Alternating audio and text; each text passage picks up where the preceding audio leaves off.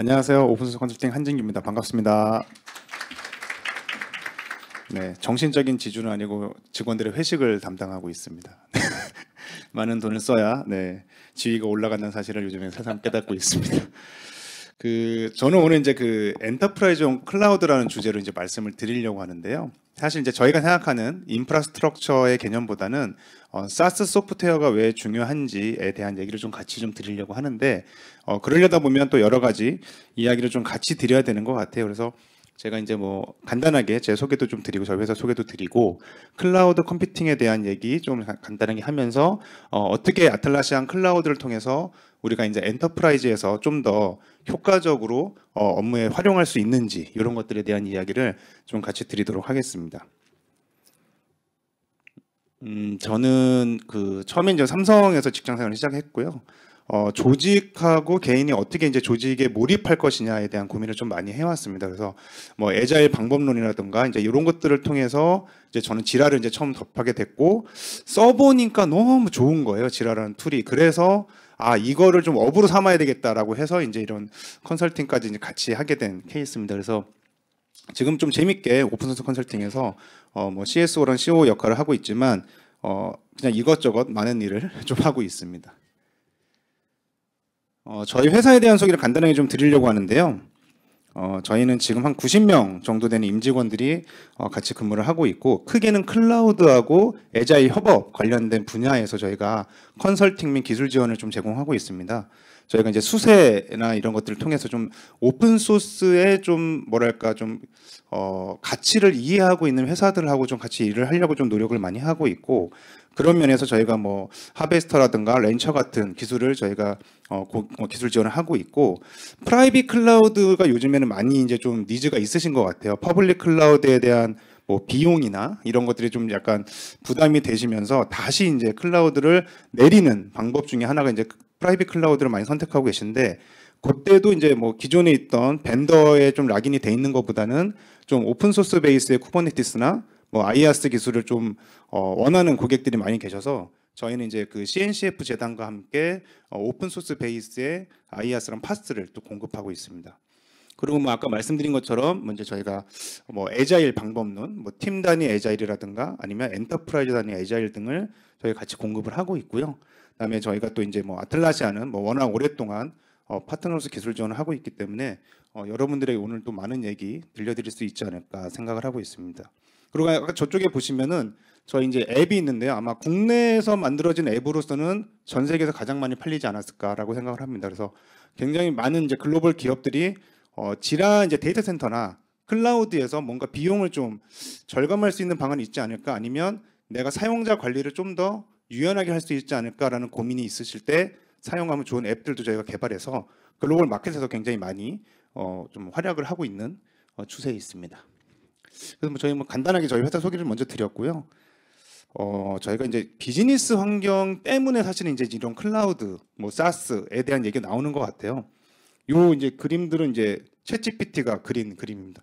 비즈니스 환경이 얼마나 혼란한지를 보여줘 했더니 그림을 이렇게 엄청난 회오리와 함께 그려놨더라고요.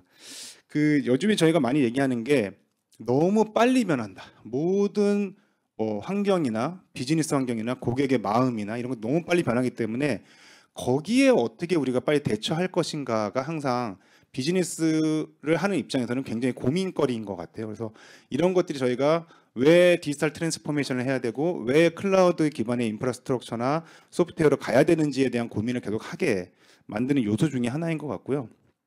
이런 것들이 결국 뭘로 이어지냐면 타겟팅을 하기가 점점 어려워지는 것 같습니다. 어떤 고객이 어떤 걸 원하는지를 계속적으로 파악하기가 어렵고 오히려 반대로 고객의 니즈를 저희가 자꾸 끌어내야 되는 그런 환경에 있다 보니까 프로덕트를 개발하는 조직이나 팀에서는 더 많은 이제 고민을 하게 되는 거죠. 그래서 이런 것들이 결국은 뭐 디지털 트랜스포메이션을 해야 된다라는 이제 개념으로 올라오게 되는데 여기서 이제 저희가 늘 이제 중요하게 생각하는 게 속도도 있어야 되고 유연성도 있어야 된다. 이제 이런 것들이 항상 저희가 굉장히 큰 고민거리를 안겨주는 숙제의 포인트이기도 하고 결국은 디지털 트랜스포메이션을 좀 확실하게 해야 되지 않을까라는 이제 고민을 하게 되는데요.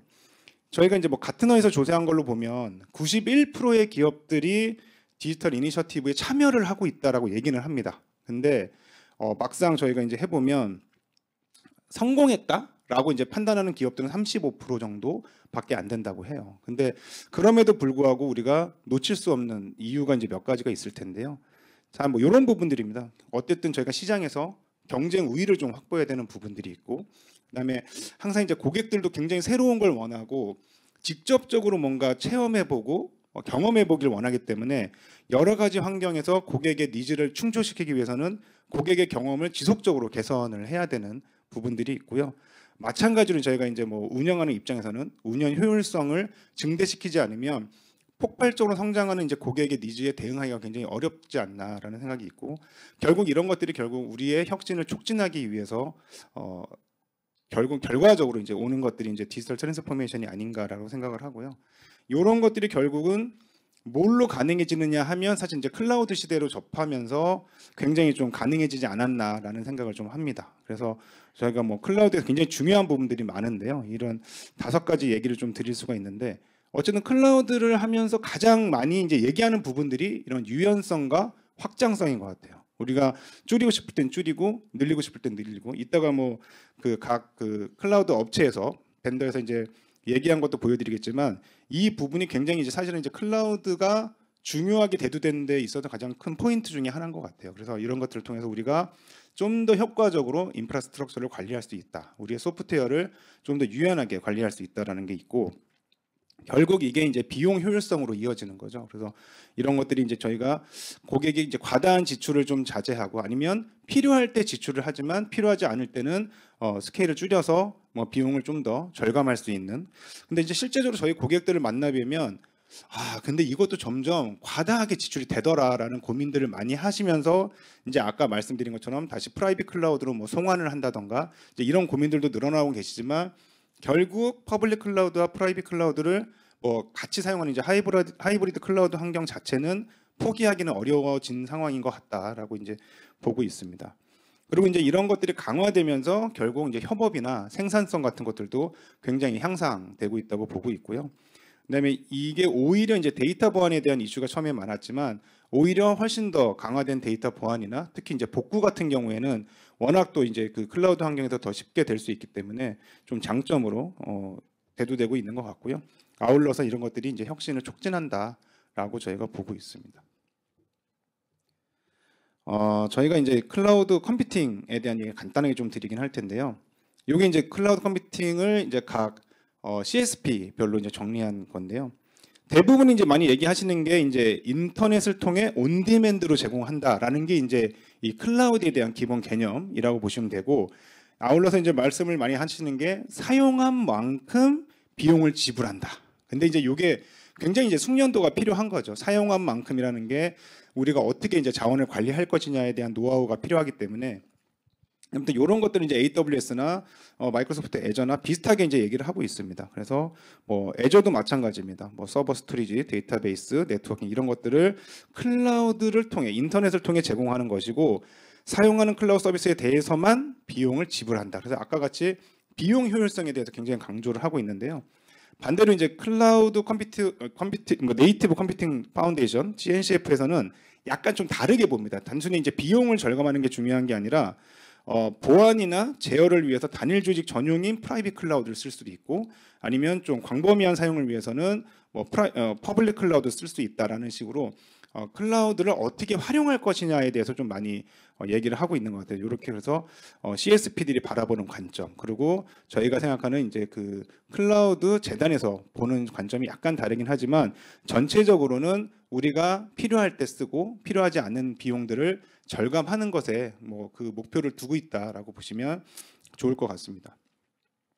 이게 결국 이제 이런 느낌으로 오는 거죠. 예전에는 컴퓨팅이 갑자기 이제 용량이 더 많이 필요하면 새로운 시설을 비싸게 투자할 거냐, 아니면 기존에 있던 시설을 좀 다시 이제 업그레이드 할 거냐, 이제 이런 것들에 대해서 선택을 하거나 고민을 좀 해야 되고, 이게 굉장히 이제 시간을 많이 잡아먹는 과정이었는데, 클라우드로 가면서는 이제 물리적 인프라에 대한 관리 부담이 없이 이제 컴퓨팅 리소스를 임대할 수 있기 때문에 이런 과정들이 굉장히 이제 축소되면서 저희가 빠르게 비즈니스 환경에 적응하는데 도움이 된다라고 이제 많이들 얘기하고 있습니다. 그래서 저희가 늘 뭐 애질러티에 대한 얘기를 많이 하는데 회사가 얼마나 민첩하게 대응하느냐가 오히려 우리가 뭘 어떻게 잘 하느냐보다 더 중요한 부분이다 보니까 이런 이제 클라우드 컴퓨팅 전략이 굉장히 좀 도움이 되고 있다라고 보고 있고요.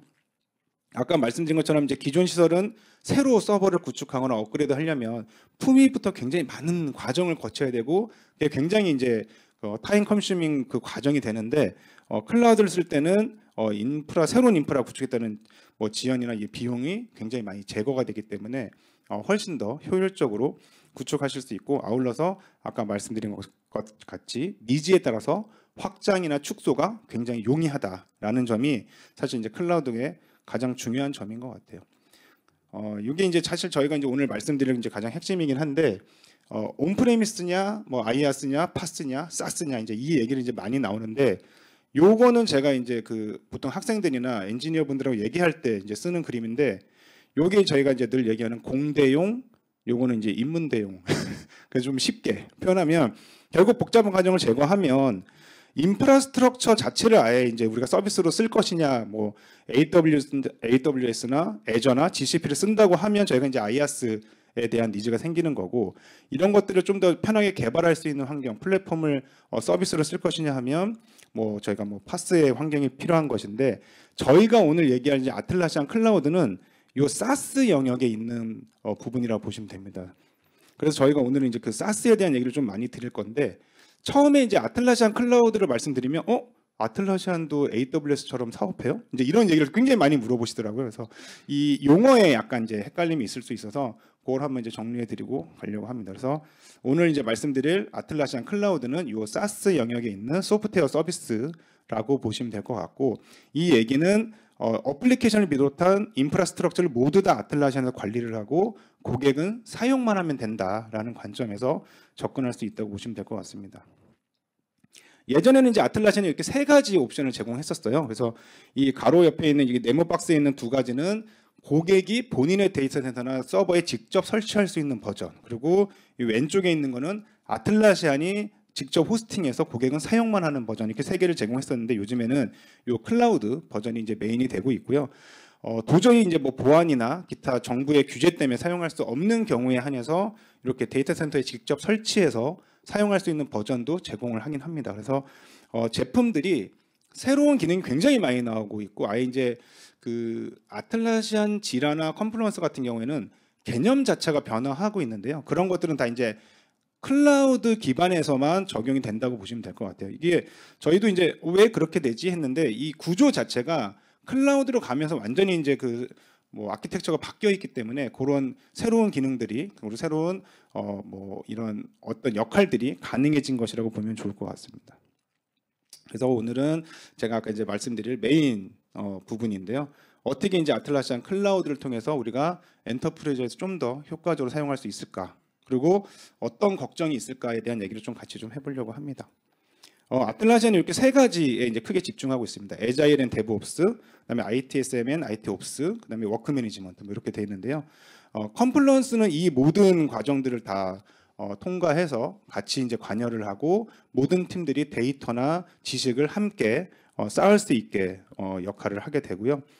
에자일 앤 데브옵스 쪽에서는 뭐 지라 소프트웨어나 지라 온라인, 그 빗버켓 같은 제품들을 쓰실 수가 있고 ITSM이나 IT옵스를 위해서는 지라 서비스 매니지먼트, 스테이터스 페이지, 옵스지니, 그다음에 뭐 워크 매니저 그냥 개발팀은 아니지만 비개발팀에서 우리의 업무를 좀 관리하고 싶다라고 하면 지라 워크 매니지먼트나 굉장히 가볍게는 트렐로라는 제품도 쓸 수 있습니다. 뭐 잘 아시겠지만 트렐로는 이제 다른 회사에서 개발을 했던 제품인데 아틀라시안에서 인수를 한 제품이기도 하고 굉장히 사용이 쉽기 때문에 저희가 뭐 가족 여행을 갈 때 뭐 계획을 잡을 때 뭐 가족과 같이 공유해서 쓴다던가 아니면 뭐 회사에서도 뭐 마케팅 팀이나 뭐 HR 팀이나 좀 편하게 업무를 관리할 때 쓰시면 굉장히 좋은 제품이라고 볼 수 있고요. 이런 것들이 이제 통합돼서 운영되는 게 아틀라시안 이제 클라우드 플랫폼이라고 보시면 될 것 같습니다.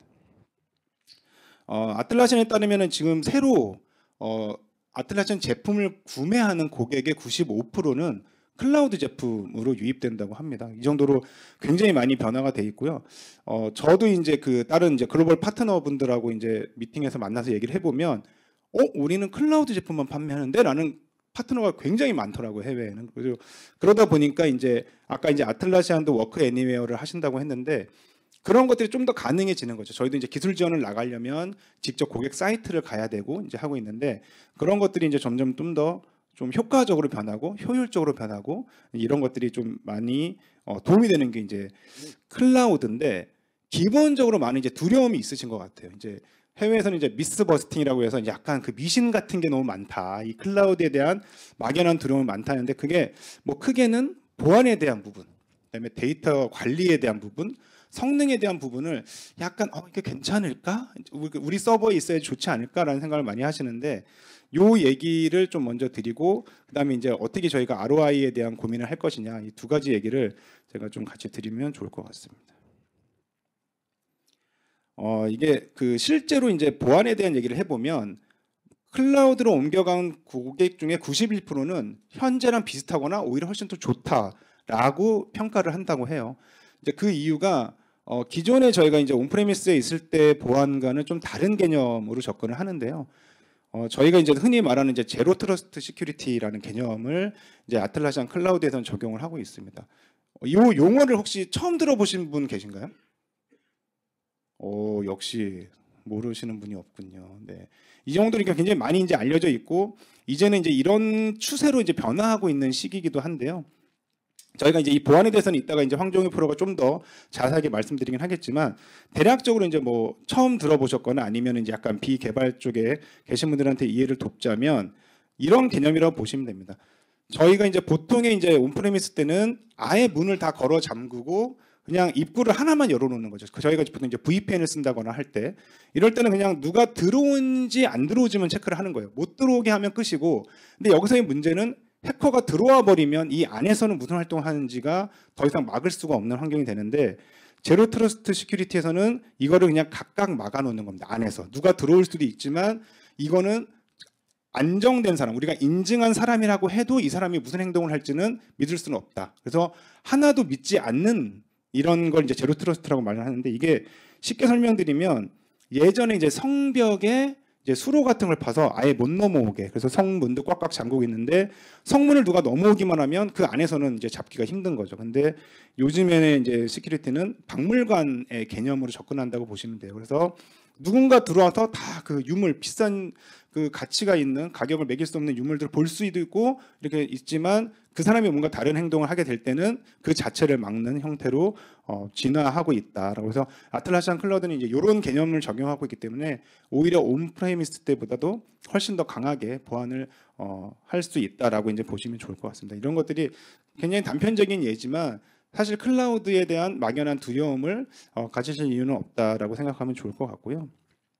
두 번째는 이제 데이터 관리에 대한 부분인데 이제 많은 부분들이 물어보셨던 게 뭐 유럽 같은 경우에도 뭐 GDPR 같은 게 있고 한국도 이 고객 데이터나 내 데이터가 해외에 저장되면 안 되는데 아틀라시안 클라우드는 어디에 저장되나요? 라는 질문을 굉장히 많이 주셨어요. 근데 다행히도 이제 아틀라시안이 국내에 이제 저희가 데이터 레지던스를 할 수 있도록 이제 다 정책을 마련을 했고 2024년 1Q 그러니까 지금 3월까지는 클라우드를 쓰시는 모든 고객은 본인의 데이터가 어디에 저장될지를 고를 수가 있습니다. 저희 회사도 선택을 하면 뭐 이렇게 지역이 나오거든요. 근데 이게 굉장히 좀 고무적인 게 다른 나라에 비해서 한국을 굉장히 빨리 이걸 실현을 했더라고요. 그래서 이것도 이 한국 법인이 생기는 것과 맞물려 있지 않나. 그래서 최기현 상무님이 굉장히 힘을 쓰시지 않았나라고 생각을 하고 있습니다.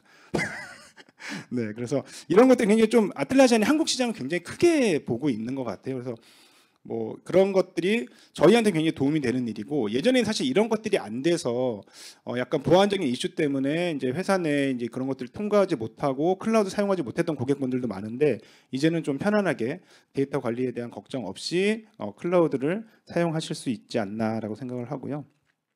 그리고 이제 가장 많이 이제 하셨던 걱정들이 이제 성능에 대한 이슈들인데요.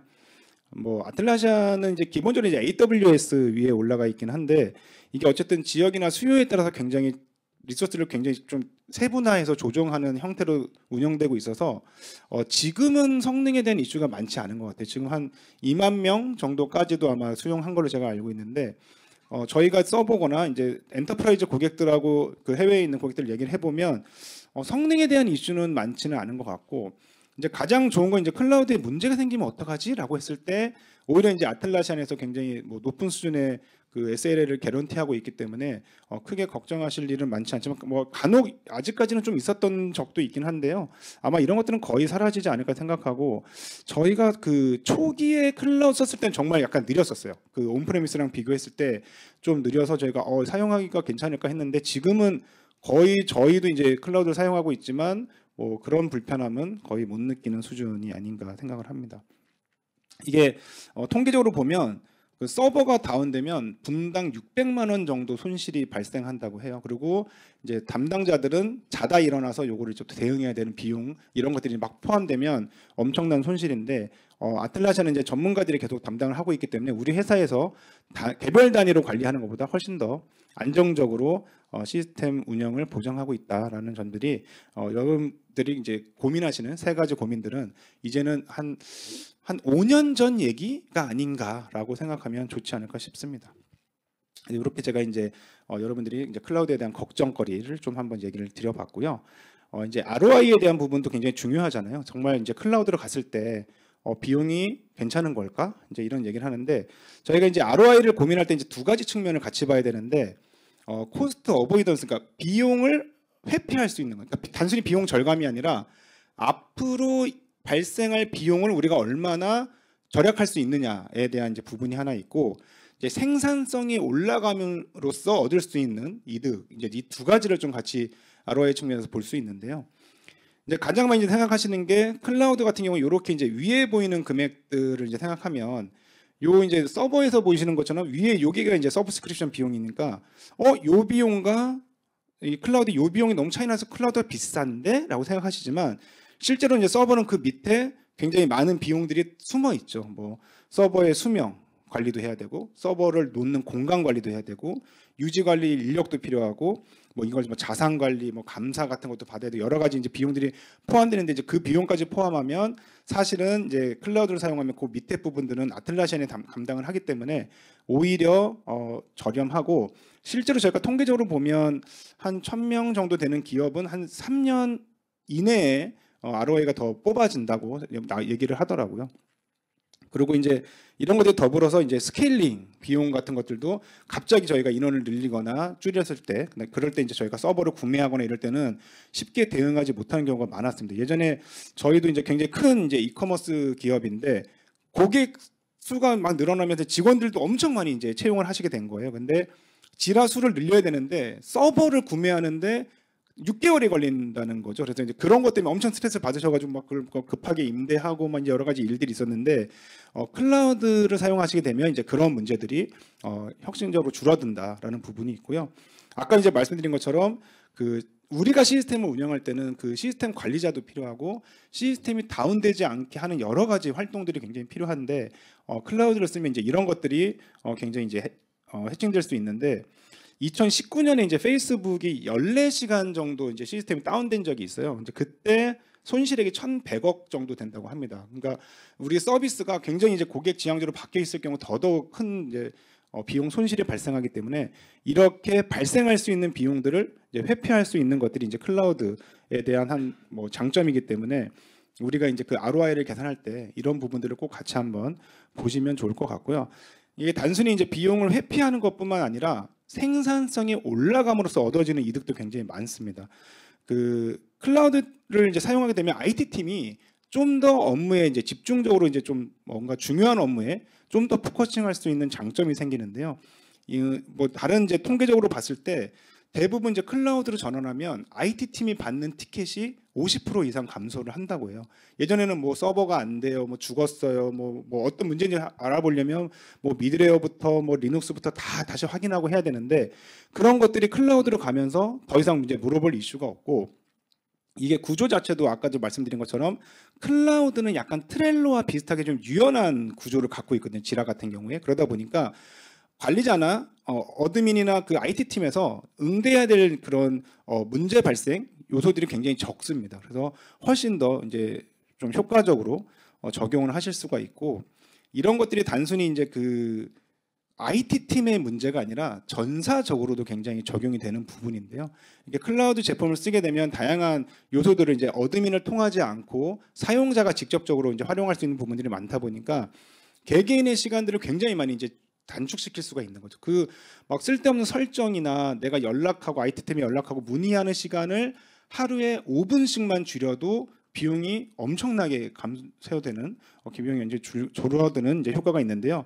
저희가 대략 계산해 보면 직원 1,000명 있는 회사가 평균 연봉이 이제 7천만 원이라고 볼 때 전 직원의 시간 5분만 단축하면 매년 7억이 절감됩니다.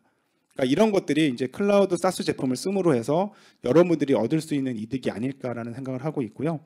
이런 것들이 결국 뭐 저희가 많은 좋은 얘기를 하더라도 단순히 간과할 수 없는 굉장히 큰 효용이 아닌가라고 생각을 하고 있고, 저희가 이제 어쨌든 중요한 거는 이제 모든 팀들이 좀 같이 협업을 좀 긴밀하게 하고 더 쉽게 자동화하고 뭔가 우리가 가고자 하는 길을 정확히 온라인해서 가는 것들을 가능하게 하는 게 결국 이제 아틀라시안 클라우드 플랫폼이 제공하는 장점이 아닌가 생각하고 있고요. 오늘 이제 다른 이제 시간들을 통해서 그런 가능성들이나 필요성들을 좀 더 확인해 보시는 시간이 되면 좋을 것 같습니다.